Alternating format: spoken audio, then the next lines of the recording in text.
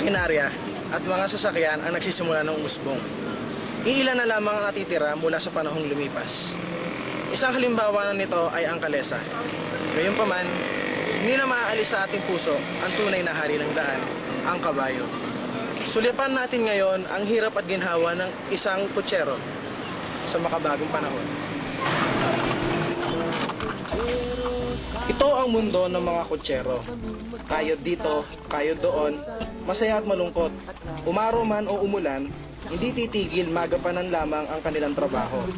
Hindi rin alintana ang mga aksidenteng maaaring maganap sa kanilang pakikipagsabayan sa mga modernong sasakyan. Si Mang Arthur ay matagal na sa serbisyong ito. Araw-araw, nandito siya sa Quirino Grandstand. Naghahanap ng mga taong gustong sumakay. Bago ko gawin ang hamon sa akin, nagtanong muna ako ng ilang mga bagay tungkol sa kanyang trabaho. Ano po yung hindi nyo malilimutan na karanasan? Ilang itong kutsero na itong malagay ko na hindi makita ng pagkakas. Ano po uli yung pangalan po nung alaga niyo pong kabayo? Dito, hindi pare-pare, may moro. Mayroong kastanya, mayroong grillo. Pero yung ano po natin na yun, si Castanyo po, no? Ito, ngayon, si kastanya. Castanyo. Gaano niyo po kilala yung kabayo niyo?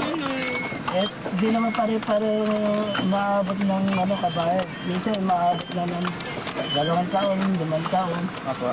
Maalis na ako, ibang kabayo na. Ibang kabayo na po. Gaano po ang kadalasan ng lifespan po ng kabayo? Mga ilang taon po nabubuhay? Ano po, minsan may 10 taon, di pare-pare. Meron 15 taon. Hindi rin pare-pare, may 10 na taon. 8. Nasa pag-aalaga. Pag-aalaga rin po. Marami po ba kayong customers?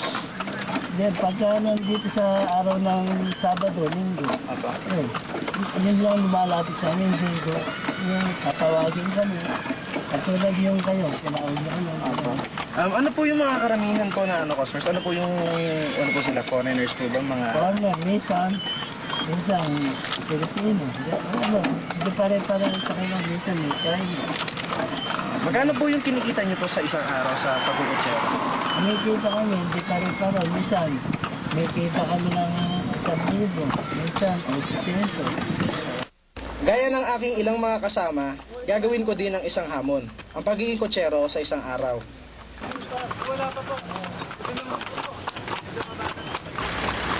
Bukod sa nakakapagod ang trabahong ito, hindi ka rin sigurado kung magkano ang iyong kikitain sa isang araw. Mahirap. Hindi palaging merong nais sumakay. Kailangan maghintay at magtiyaga. Naalala ko pa nung bata pa ako, dinala ko ng nanay ko sa luneta. Sabi ko nga sa kanya, Mama, nakakita ko ng kalesa nun eh. Ma, sakay tayo, sakay tayo. Ang sabi niya sa akin, wag anak, tsaka na lang. Hindi ko rin naasahan na sa pagdaan ng panahon, magiging isang kalesa driver ako. Nung una, parang masaya. Kasi first time ko makakasakay ng kalesa. At saka una-una ang pagkakataon din, ako naman ako yung parang nagda-drive nung kalesa. Nung una, parang syempre, medyo kabado dahil una, hindi mo ramdam yung ng kabayo. Minsan kasi, pag bumibilis, nakakatakot eh. Parang hindi mo siya mapapapigil. Pero nung lumalaon, tinuruan din ako na kung paano patakbuhin yung kabayo. Medyo nag-enjoy ako.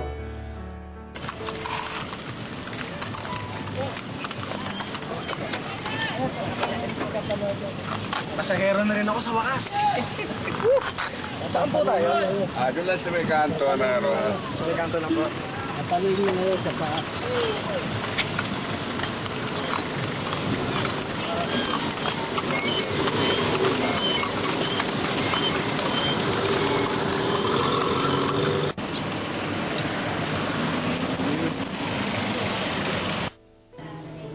Bilang isang kalesa driver, hindi ko naisip nung una na ang hirap din pala. Imagine niyo yung kinikita nila sa loob ng isang araw. Sabihin na natin medyo may kamahalan, pero hindi sa lahat ng oras may sumasakay sa kanila. Paano nga naman, natabunan na sila ng mga jeep, mga taxi, mga FX, na pag sinakyan mo mas mura pa sa singil nila. Naranasan ko rin na pag sumakay ka sa isang kalesa, parang isa kang tunay na Pilipino. Ramdam mo yung sariwang hangin, pati na rin ang magandang paligid. Mahirap maging isang kalesa driver. Hindi ka sigurado kung may kita ka sa loob ng isang araw. Ang masama pa nito, minsan, may boundary ka. Paano na pag wala kang kita? Anong ibibigay mo doon sa boundary mo? Nakakaawa rin sila minsan. Natutunan ko lang bilang isang kalesa driver sa loob ng isang araw. Ang hirap palang kitain ng pera.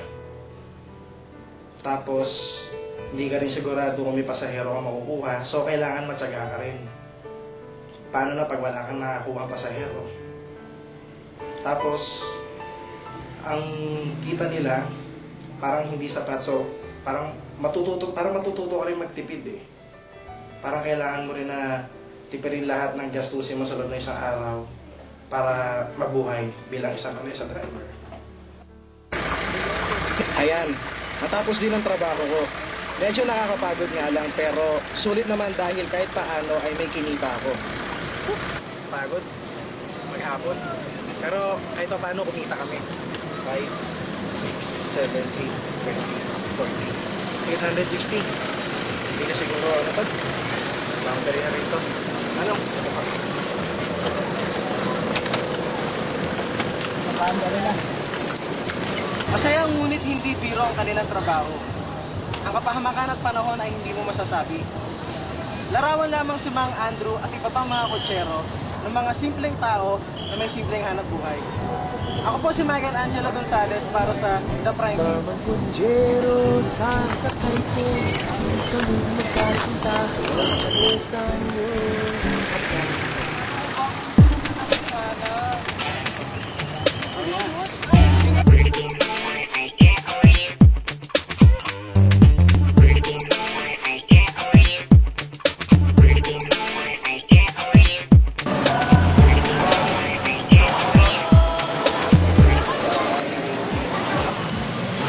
Para sa mata ng ibang tao, isang ordinaryong hanap buhay lamang ang pagbebenta ng sampagita dito sa Quiapo.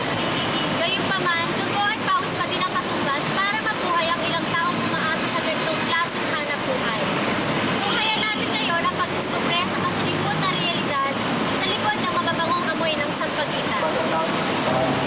Mula pa sa malalayong lugar, tunay nga namang dinadayo pa ang Quiapo Church para magsimba. Pagkatapos ng misa, nakaugalian na ng mga tao ang pagbili ng sampagita, ang ating pambansang bulaklak para isabit sa dambana. Isa sa kilalang tindera dito ay si Manang Leti. Mahigit 30 taon na din siyang nagtitinda ng sampagita. Magtitinda ako ngayon ng sampagita. Meron akong ilang mga ibebenta rito, supot, saka konting barya para may panukli sa mga customers. Pinayuhan din nila ako kung paano ko ito mauubos. Nasa kamay ko na ang mga ibibenta. Palaisipan sa akin kung ano man ang maaaring mangyari. Tinuruan ako ni Manang Leti ng ilang paraan upang hindi ako malito habang nagtitinda. Mahirap pala ang ganitong klase ng trabaho. Kailangan mo maglakad-lakad lang kaunti at magpapansin sa mga tao para mabili ang paninda. Kapag kailangan, hahabol ka rin sa mga nagdaraan. Madalas kaming magsimba sa Quiapo at madalas din nakikita ko yung mga nagtitinda ng sampagita.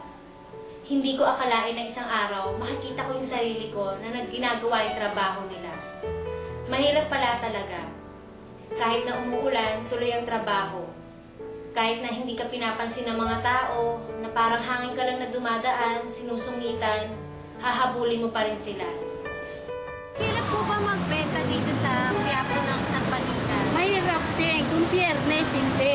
Dahil marami na ako Magkano naman yung mga benta niyo sa isang araw? Nakakailang Kung magtinda ako, ano lang eh.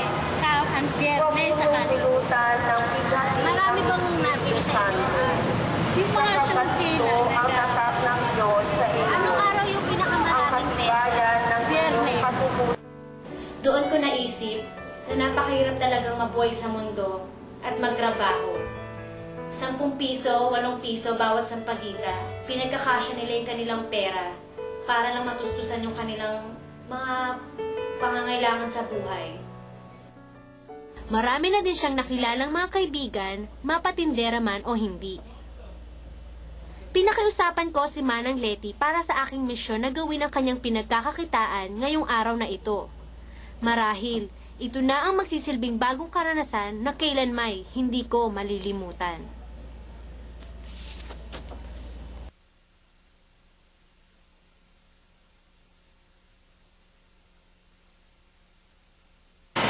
Sa hirap ng buhay ngayon, lahat ay gagawin upang makasabay sa agos ng buhay. Sana magsilbing aral sa atin ang istorya ng isang bulaklak sa Quiapo. Ako si Carla Arlene Gonzalez para sa The Prime Beat.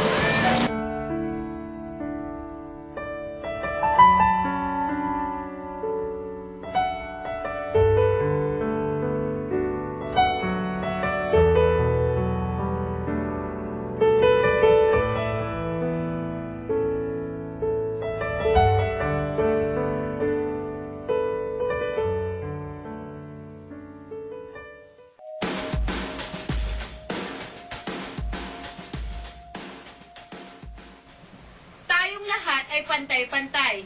Mahirap man o mayaman ay may karapatang abutin ng mga bituin. Hindi man kayang hawakan ng ating mga kamay, ay may mga matang handang tumanaw at umasa. Puno man ng tinik ang daang inyong tinatahak, ang pusong patuloy na nangangarap ang magsisilbing saplot upang maabot mo ang minimithing pangarap.